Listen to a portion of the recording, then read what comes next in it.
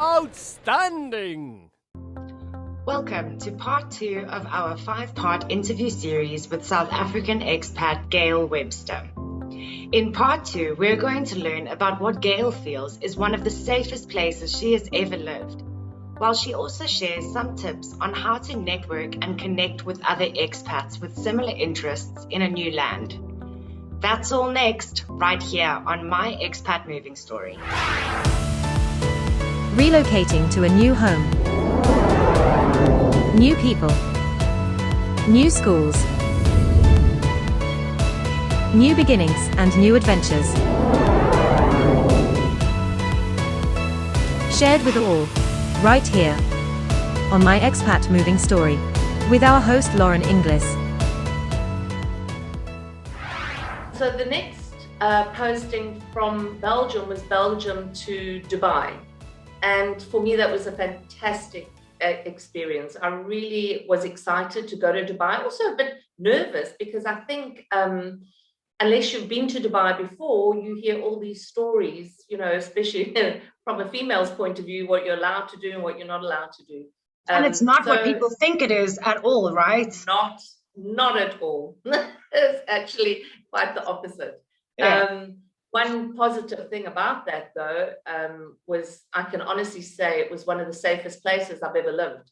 I think being a woman, you are a lot more protected. I remember going out on a few ladies' nights and walking home with all my girlfriends, you included, and I'm feeling very, very safe. So I think it's a big misconception with the Middle East, especially Dubai. But it really was my favorite posting, I would say. I think the big reason for that is that everybody we met, we were all expats. I'm not sure the figures now, but I remember when we arrived, I think 93% of the population are expats. So you tend to meet people in the same position you're in. I can honestly say that a lot of my girlfriends that I met there are to this day still my best friends, and we've kept in close contact. I think the big thing for Dubai was especially being the second posting, you learn by your mistakes, or you learn how to meet and integrate with new people. And the big thing for me is we use social media. My husband is an avid football fan for Newcastle United. And after being there a couple of weeks, we were still in the hotel.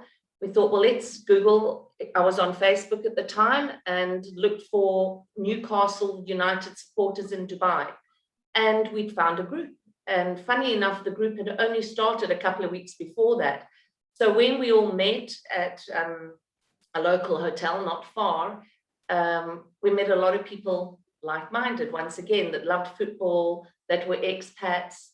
And a big thing for me there was using social media to my advantage, also expat women, the expat women group.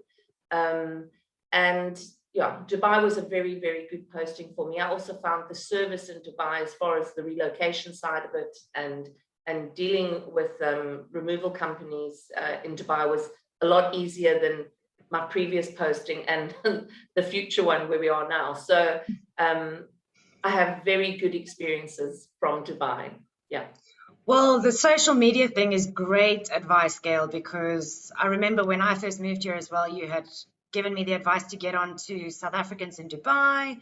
Every kind of nationality that's out there seems to have their own Facebook group going. So if you do miss home and you're looking for home foods or home comforts or just friendly faces from back home, it's very easy to meet people that way. And I also think, Lauren, a big thing about that is that you're not necessarily going to meet everybody that you want to socialize with in the South African group. I mean, we found that in Belgium, funny enough. I went onto the South African group in Belgium and we went to a function that they had, South Africa Day. And of course, we all had our Springbok tops on and we took our cooler boxes with Savannas in them. And, it was a great day out. And we met loads of people. Yeah. A lot of people that we wouldn't generally socialize with if we were in our home country, and a lot of people that were fantastic that we would socialize with anyway. So it's also important to realize, I think, that it's not the end of the world if you go to these functions and you join the groups and you don't necessarily gel with everybody. There certainly will be a couple of people there that you will get on with. So it's important to stick it out and keep going to the meetings and keep going to the fun party functions that they have. I think it's important to stick it out. Yeah, definitely. It takes a good few months to get settled in anyway, don't we know it? Some great tips and advice from Gail. From the Expat Women's Group through social media to understanding that you might not gel right away with everyone, but you need to stick it out and keep networking because you will find new friends to connect with. In part 3 of our 5-part series with Gail, we're going to learn about a destination where she had to live in a compound and the threat of kidnapping was a real concern. Could you imagine kidnapping? Well, click the link at the end to hear the details from Gail's personal expat moving story.